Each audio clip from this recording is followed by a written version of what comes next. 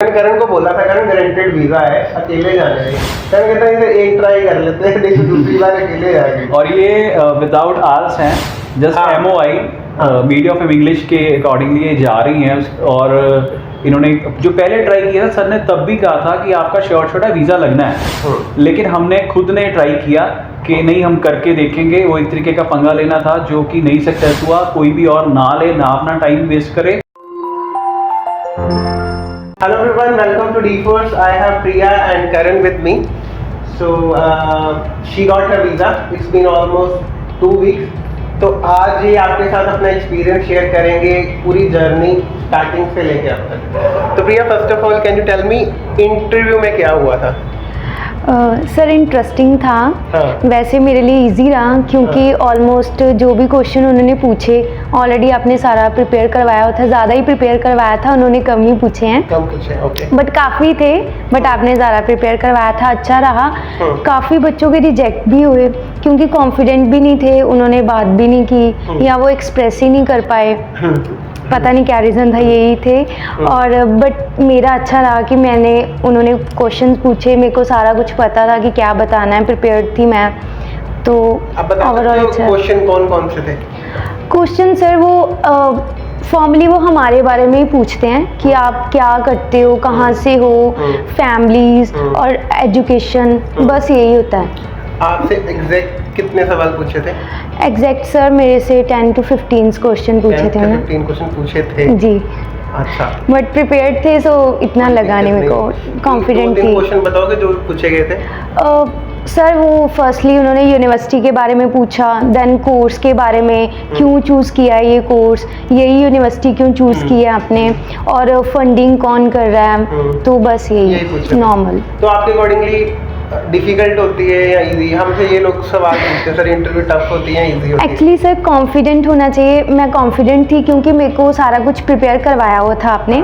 अगर मैं नहीं प्रिपेयर्ड होती तो फिर टफ था क्योंकि प्रॉब्लम आ जाती है, यूनिवर्सिटी का नहीं पता। सारा कुछ आपने क्लियर रखा कि कौन सा कोर्स है, इवन पूछ के हमें कि कौन सा कोर्स करना है, किस यूनिवर्सिटी में करना है। नहीं तो बाकी एजेंट्स नहीं बताते, कोर्स अलग होते हैं, बच्चे वहाँ पे जाके कुछ बताते हैं, एजुकेशन के साथ रिलेटेड कोर्स नहीं होते।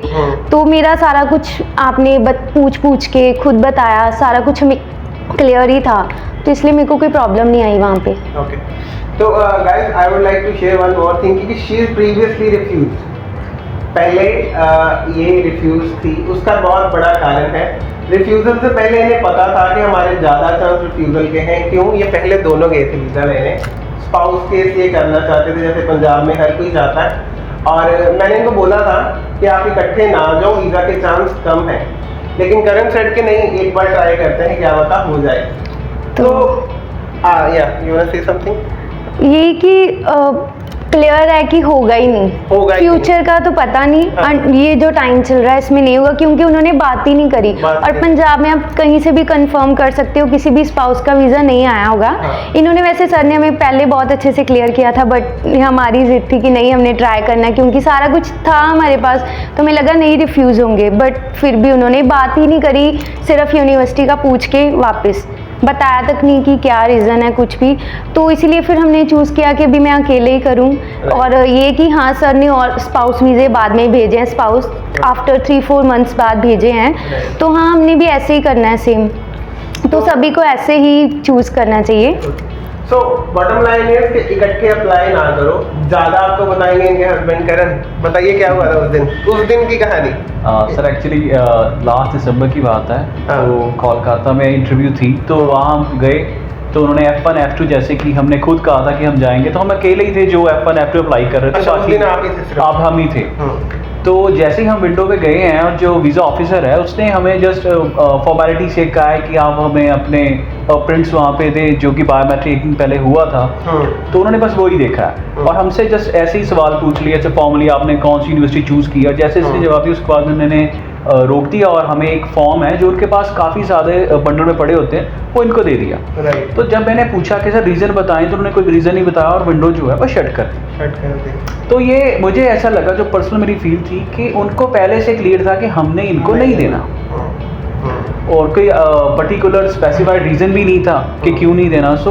और उसके बाद में मैंने आके सर्च किया पूरे पंजाब में किसी को भी F1 F2 इकट्ठा नहीं मिला, नहीं। जबकि उसके बाद भी आपके पास ऑप्शंस हैं कि आप 3 महीने या 6 महीने बाद आप अप्लाई कर सकते हैं। और आपने, मेरे को पता है कि आपने कई आपके ऐसे क्लाइंट्स हैं जिनके स्पाउस या उनके जो वाइफ हैं या इवन दैन डिपेंडेंट सारे बच्चे भी आपने भेजे हैं। So I would like to suggest to all the viewers कि अगर वो USA अप्लाई करते हैं, जो कि करना चाहिए, इट्स अ ड्रीम कंट्री, है ना। और उसके बाद में अगर वो जाना चाहते हैं तो वो अकेले अप्लाई करें, चाहे वो हस्बैंड है या वाइफ है, और उसके बाद में वो जा सकते हैं, इसमें कोई बड़ी बात नहीं। तो एज आई मेंशन दैट पहले इनको वीजा नहीं मिला था जब ये इकट्ठे गए थे। वीजा तो छोड़ो, बात भी नहीं उन्होंने की, प्री डिसाइडेड था कि वीजा नहीं देना। एंड जब अभी ये अकेले गए हैं and she has got her visa for 5 years 2027 तक। जैसे कि आपको पता है कि F1 वीजा होता ही 5 साल का है। तो जब ये इकट्ठे गए थे, करण ने आके मुझे बताया कि सर उसने तो बात ही नहीं करी।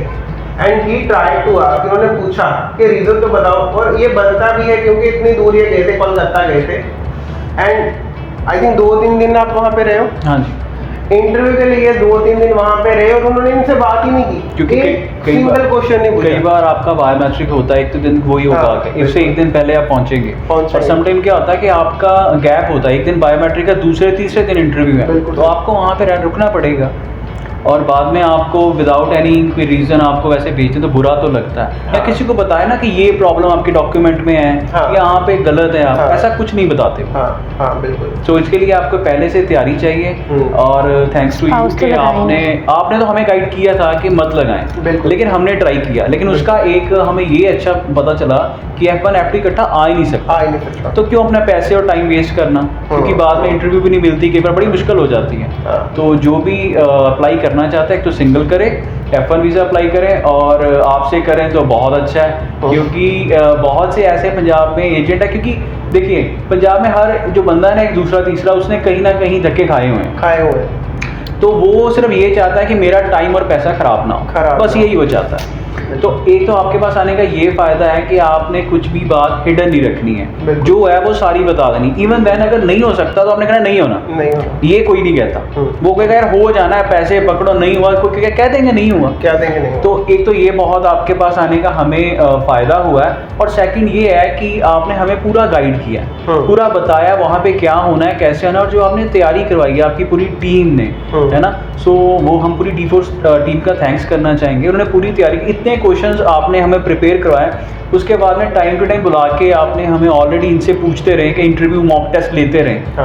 तो इतनी बार हो गया था कि वहाँ जाके बात करना जस्ट फॉर्मल सा हो गया था कि करना है। और जितनी तैयारी आपने करवाई थी उससे बहुत कम उन्होंने पूछे, और फाइनली ये वीज़ा लेके आए। तो उसका पूरा श्रेय आप ही को जाता है, आपकी टीम को जाता है। हम इतनी बार मिल चुके हैं कि we are more of a family now.